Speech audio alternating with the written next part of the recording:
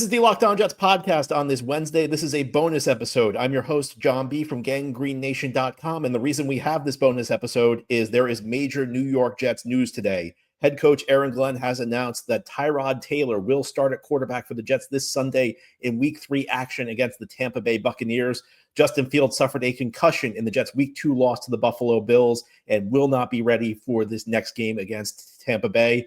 This changes a lot for the Jets. It changes the team's path to victory, and it changes everything about the way this offense will run. And that's what we're going to break down in this episode. Stylistically, Tyrod Taylor and Justin Fields are two very different quarterbacks. Now, there is some overlap. Both of them have a degree of mobility, but the way they use that mobility is very different. You are not going to run the types of plays with Tyrod Taylor under center that you would with Justin Fields. You will see far fewer designed runs in the New York Jets offense with Tyrod Taylor playing the quarterback position. That's first of all because while Taylor is mobile, he's not as natural of a runner as Justin Fields. It's also because Taylor is more of a natural thrower than Fields. And also, you have to factor in age. Taylor is in his mid-30s. He's also a guy known to be prone to injuries, so you don't want to risk Tyrod Taylor getting injured, because if anything happens to Tyrod Taylor in this game, then suddenly you're playing Brady Cook at the quarterback position. I think what you're going to see from the Jets this coming Sunday against Tampa Bay is more of a conventional NFL offense than you saw with Justin Fields. With Justin Fields in there, it is a run-focused offense. The Jets run the ball, and they run the ball some more. With Tyrod Taylor, you'll see more of a traditional drop-back passing game. And the Jets will hand the ball off to Breece Hall and Braylon Allen, but you're not going to see the types of zone reads that the Jets ran with Justin Fields at quarterback. Now, let's talk Tyrod Taylor's strengths and weaknesses to try and figure out what types of plays the New York Jets are going to run this coming Sunday. Tyrod is an aggressive quarterback. A lot of times you get a backup quarterback who's afraid to make mistakes. So you get a lot of checkdowns. You get a lot of inefficient offense. Tyrod Taylor, through his career, has been one of the quarterbacks in the NFL most willing to try and throw the ball down the field.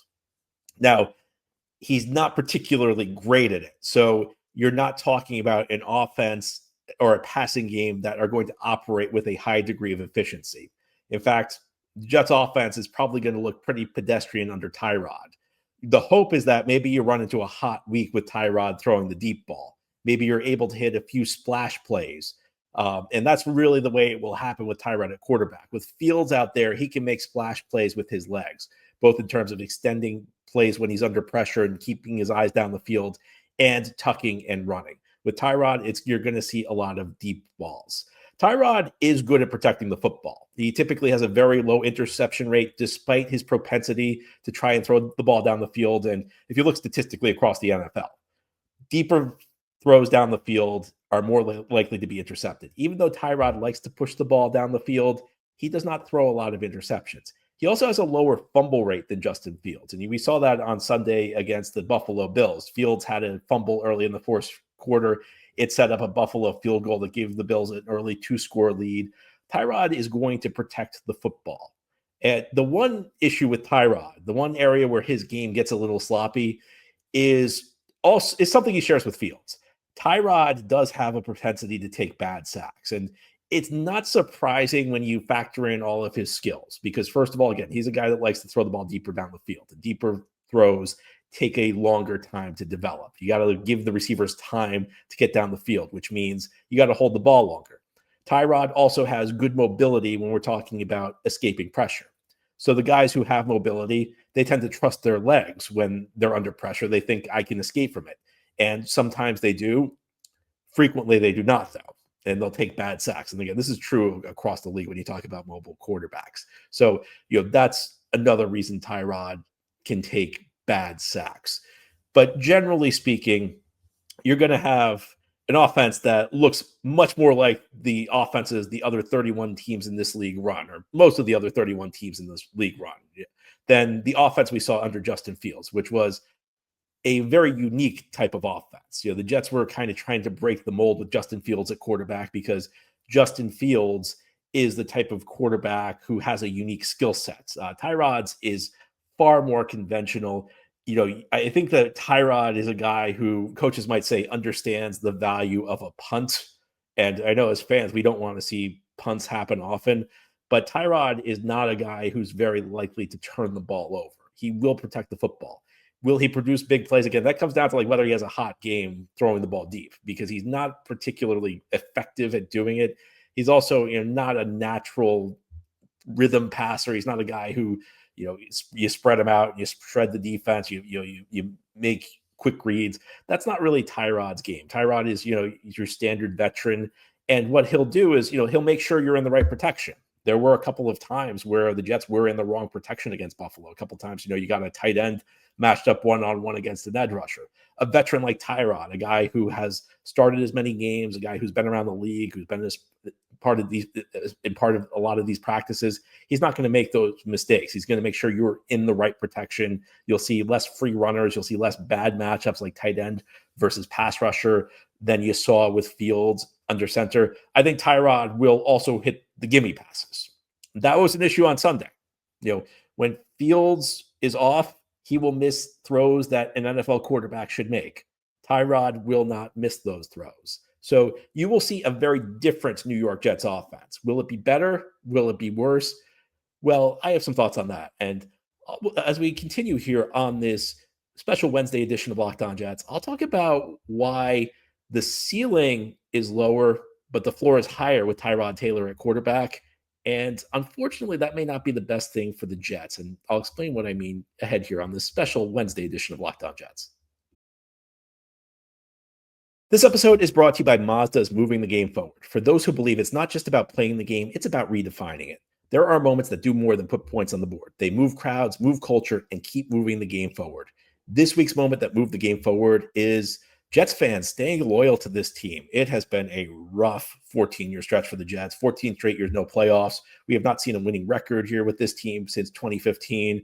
Sunday's game was ugly against Buffalo, and we lost our quarterbacks. Now we're playing a backup quarterback on the road, 0-2 against a talented opponent. Yet Jets fans keep supporting this team. We stay loyal. I don't know why we do it, but we do it. When you follow what moves you, the unexpected is only the beginning. And just like there's more to every highlight, there's more to a Mazda vehicle. Mazda, move and be moved.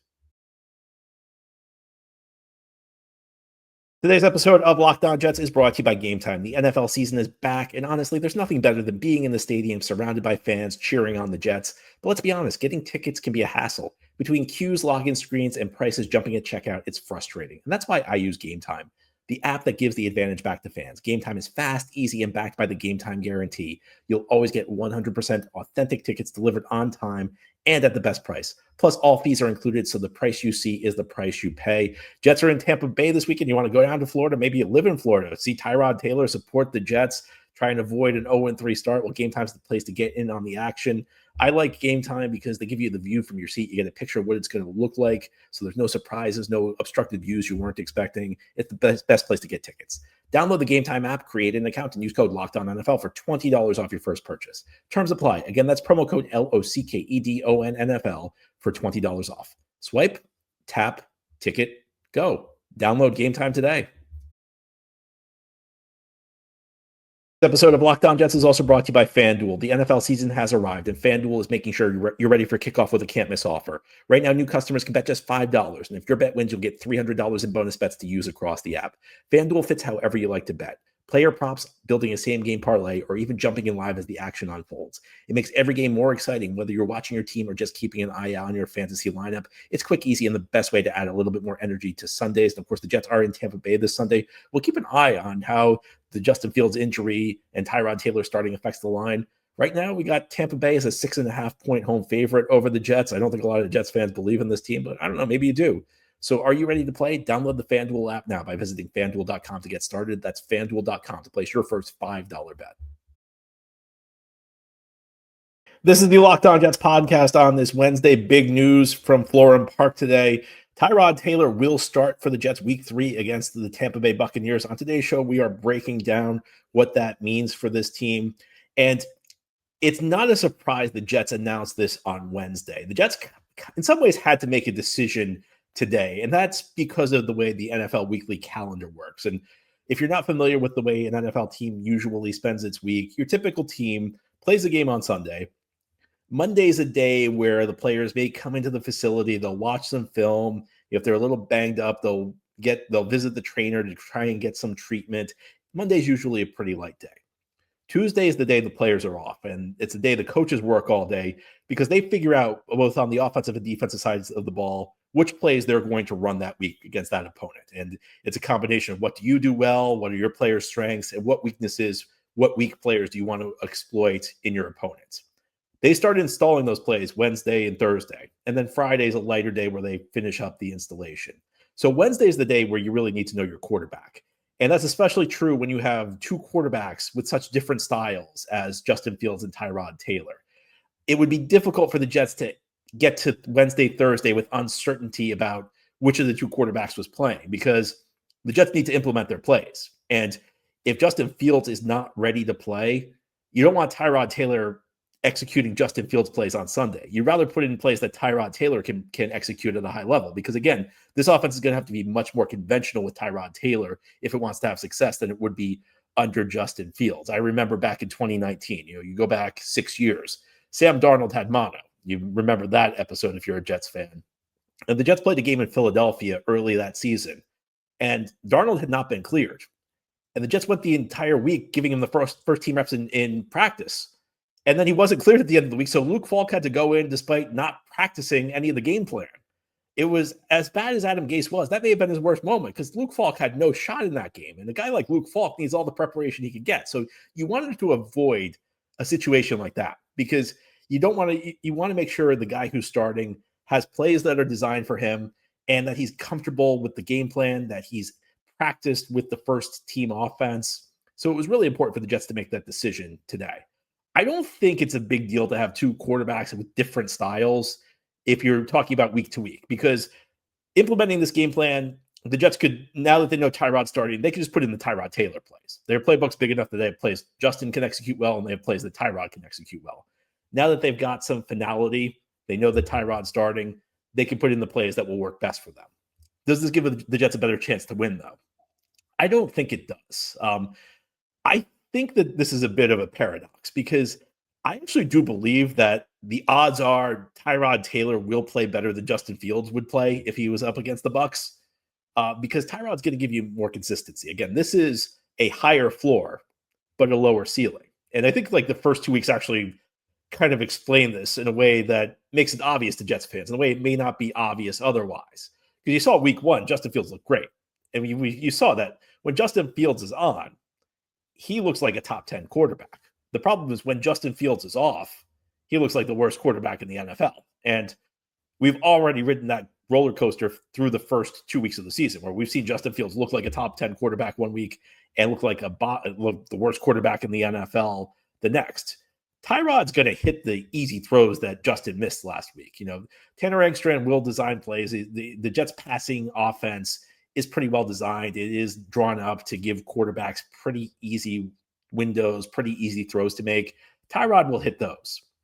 But Tyrod's not going to provide the splash plays that Justin did, unless he, has just a week where he uncharacteristically hits those deep balls. And I think that's really what that comes down to for the New York Jets.